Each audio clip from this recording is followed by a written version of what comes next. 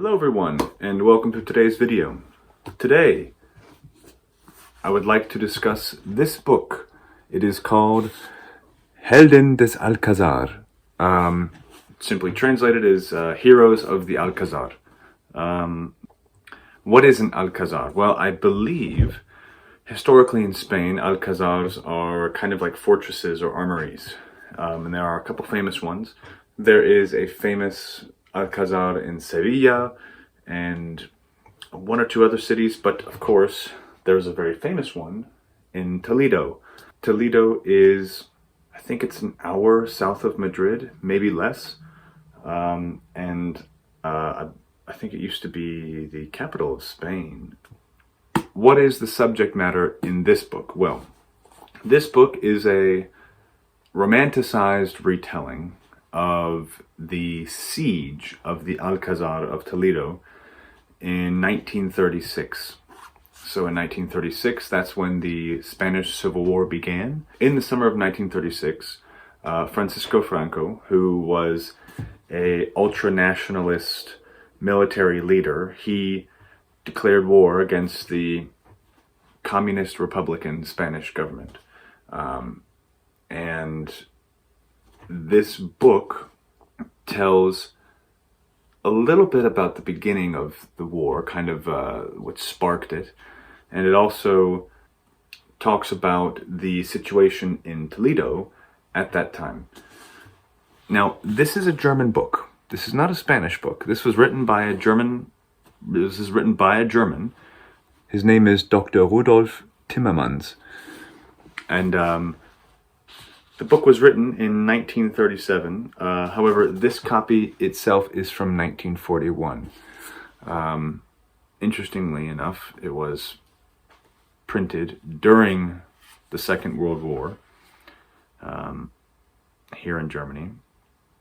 And I find that to be worthy of note because, as I said before, it is a romanticized retelling of the siege of the Alcazar. Why do I say romanticized? Well, this book is told with a heavy bias towards the ultra-nationalist defenders of the Alcazar against the communist government, right?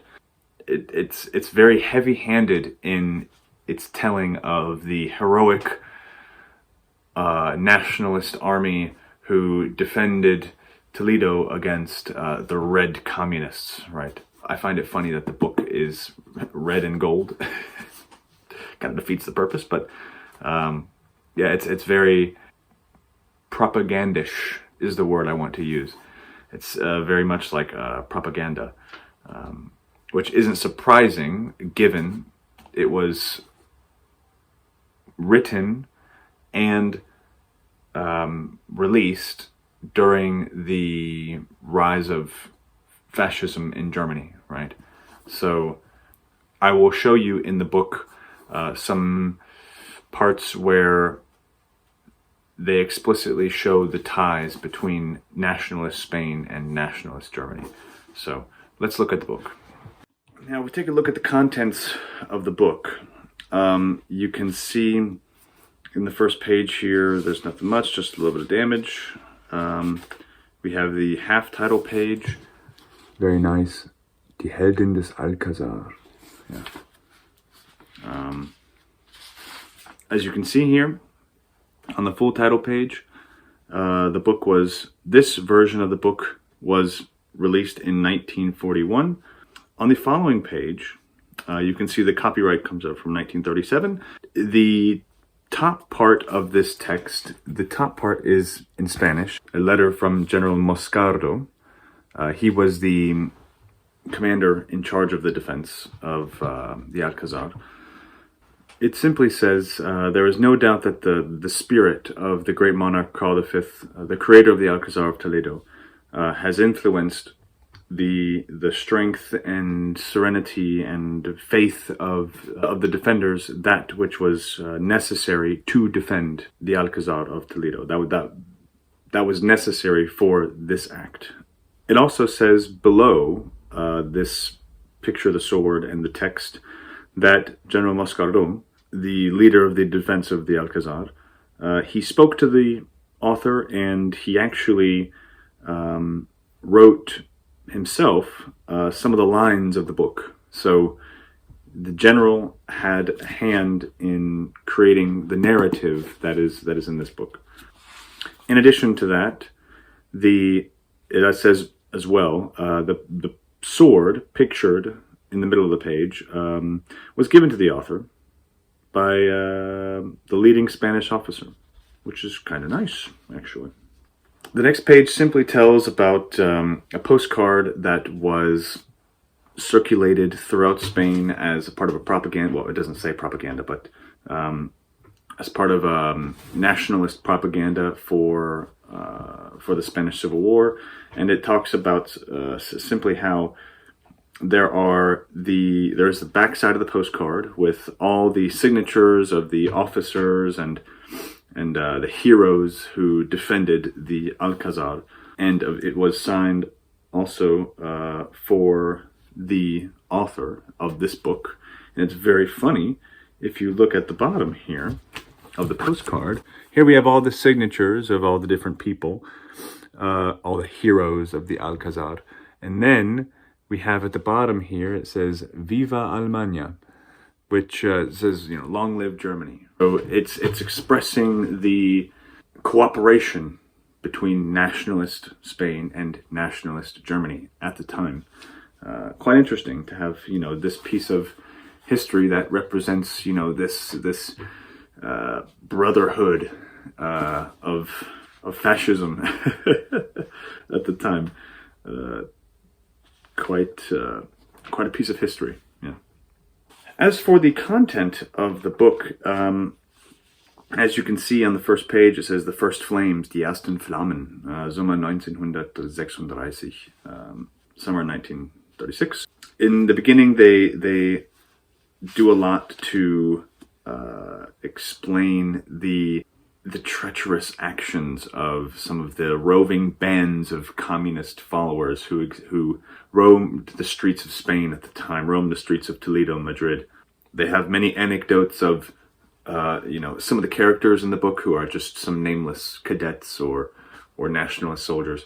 They get mugged or ambushed in the streets by, like I said, these communists. They get mugged simply for believing in the greater Spain, or simply for believing in the nationalist pride. So it's definitely showing that the nationalists, the fascists, are victims simply due to their beliefs. And the one thing I want to get clear, I'm not taking the side of the communists in the Spanish Civil War. I mean, what a horrible, situation to be in, that, I either have to choose fascism or communism. Like, wow, how terrible. I also don't know too much about the ideological differences of the two sides in the Spanish Civil War. I haven't done too much reading about it. I have visited Madrid a few times and other parts of Spain, but in Madrid they have a museum. In the museum, there's an exhibit on the propaganda used in the Spanish Civil War. It is a brilliant exhibit because the posters themselves are gorgeous. I mean, not gorgeous as in seeing, a Monet painting gorgeous, but gorgeous as in just the raw power in the propaganda that they express is really, you feel it and you see why it works, right? Back to the book. For example, they say a nationalist officer was mugged by communists, but the government didn't do anything. Instead of reprimanding the communist band, they reprimanded the officer. And the book says, how can we follow, in the story, it just says simply, how can we follow a government who acts in this way? While telling a story, it gives its own commentary, saying, to what end does such a government go? Many people asking themselves this question in the past days, and it does a good job of posing the reader's perspective against the communist Republican government. Another way that it does that is the General Moscardo, the leader of the nationalists in the Alcazar of Toledo, when he's making the decision to side with Franco or the Republican government, it's not simply, should I side with the Republican government or should I side with the nationalists? It's Moscardo, after a long discussion of we have to make a decision, we have to choose a side, Moscardo is sitting in his office. He's thinking, should he raise the banner of Franco for the nationalists for the freedom of Spain? Should I do this for the freedom of Spain, to free Spain from its tyranny, right? So it's very heavy-handed in its framing of the story. It's written very simply, that most people can pick up the book and read it. Like, it's not very complex in its language. This particular passage here I find interesting because this is when the General Moscardo makes the decision not to deliver ammunition to Madrid, but to keep it in the Alcazar, to side with the nationalists. And it says, he gets a call from Madrid and they say, where's the ammunition? And he says, oh, the ammunition cart should just have left and yep, it's coming now to the Alcazar. And then they say, caramba, what does that mean? That the ammunition is staying here and it's not going to Madrid. So, you're turning against the government of Spain? Madrid says, do you know what that means? And then the general says, absolutely. And then it says, so you won't give up the Alcazar? And the general says, never. And then the government says, we will send troops against you. And then the general says, good. And then, in an hour we will send our planes to bomb you. It's, please come. Please come, never. So it's kind of cringy. I say it's cringy, but it's kind of funny how they're framing this heroic, we will never surrender, which that trope is a fun one. I mean, I like some war movies where they have this heroic stand, but it's just funny because given all the context that we know about how they're trying to frame these heroic people, it is quite funny.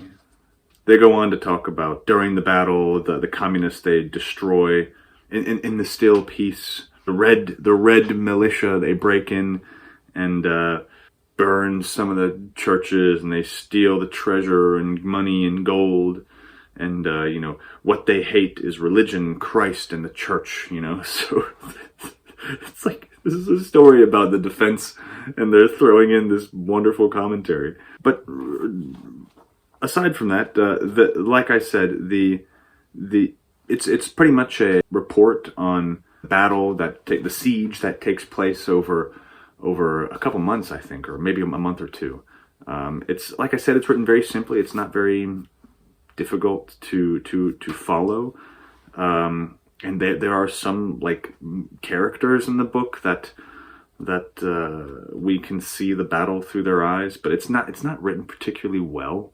It's not bad. It's just in some short story collections that I've read where they're telling some events through the eyes of different characters, or even just a novel where they're telling events through the eyes of different characters, or telling a larger story and there are multiple characters involved. It's done better. Here, this isn't really a literary masterpiece. It's more of a book meant to provide this report on what happened and give a little bit of,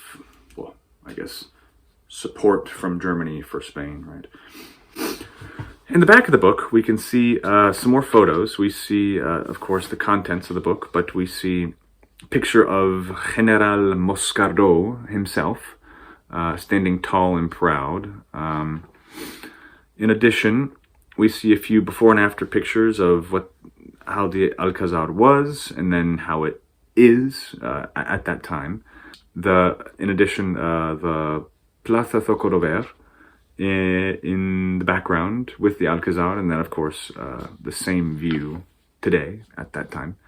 A few other pictures of the courtyard of the Alcazar before and after.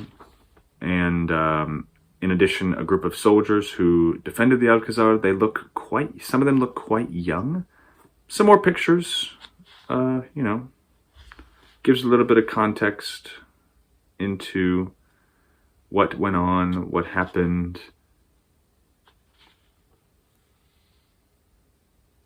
A few pictures of them during the battle. And we can see this wonderful picture here. In the bottom right, we see some soldiers reporting what happened to the author. That is the author on the right with that nice classic haircut there. On the last page, we see a picture of General Franco speaking to the defenders of the Alcazar, and then also we see the author himself, that is him on the right, speaking with the Lieutenant Teja, after the siege. The author was there, and I believe he was there during the battle as well for some period of time. But all in all, it was a fun book to read. Fun in the way of it gave a lot of historical perspective of the view from Germany of a conflict happening at the same time that the book was written, and for some of the similar ideological reasons of why there was some turmoil in Germany at the time. So that was fun to see. It was fun to get some more information about the Spanish Civil War, and would I recommend it? I don't know if there's an English copy, an English translation of this book. I would recommend it. For people wanting to learn German, I would recommend it. It's like I said, it's written it's written at not a difficult level, and yeah, it's not bad. That's all I can say about it. It's not bad. It looks good on my shelf, though. I like this guy here, and the bright red with the gold letters, and this nice font here. It looks good on my shelf, and there's a story behind it. So yeah, that's all.